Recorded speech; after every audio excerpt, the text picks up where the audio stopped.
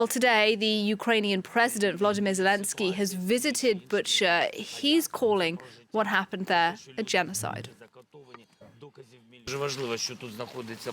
It's very important for us to see journalists here on the field. It's key. I want you to show the whole world what happened here, what the Russian soldiers, the Russian Federation committed here in Ukraine. And with me here in the studio is our foreign editor, Philip Tell. Philip, what do you make of the optics of Zelensky going to Bucha today?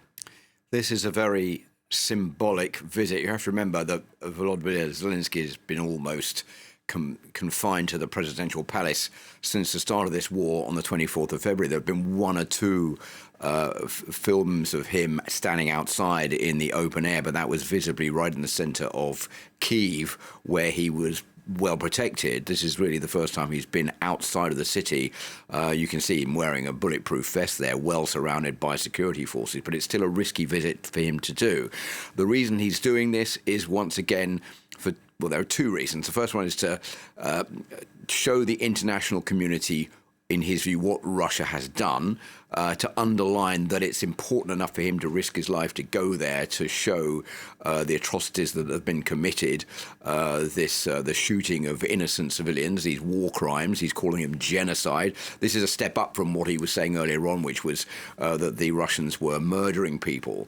And the second reason, I think, is to put more pressure on the Russians themselves, because you have to face facts that Zelensky has won the communication battle here against Vladimir Putin. He's been talking to parliaments, to governments, to heads of state around the world almost non-stop since the start of this war.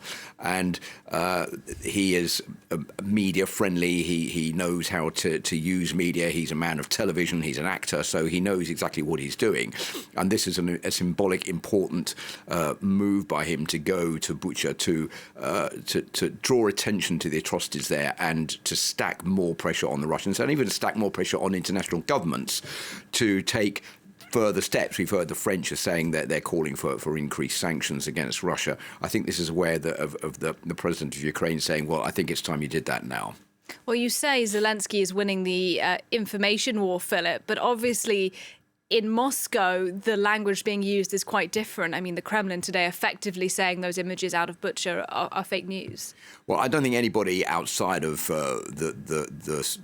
Russia believes what the Russian government is saying. And I think a lot of people in Russia wouldn't believe it if they could actually see what was going on there. So this is for two reasons, I think, also. The first one is to lay the blame at the door of the Ukrainians, saying, well, look, this is staged, this is fake news, these are civilians who have been paid to go and lie in the street, that have been made to look like they're dead, but they're not. This is all a setup to try to say that Russia are is responsible for human rights abuses and war crimes, which of course is totally untrue. And the second reason is that I think the Russians are obviously keen to maintain the pressure on the Russian public so they don't see anything. They're still being told this is a special military operation, and that the Ukrainians are the bad guys, and therefore it's the Ukrainians, the neo-Nazis in the country that are doing this. It's not the Russians. The Russians are the good guys, and they're just retreating, and this is what the Ukrainians are doing to try to blame the Russians for things they haven't done. It's all for domestic Russian public opinion, because the Kremlin has to keep up the pressure on the Russian people and on the Russian media to make sure that nothing escapes out that could contradict the official line that this is just a special military operation and everything is going according to plan up until now. Philip Tell, thanks very much indeed for your analysis on the programme.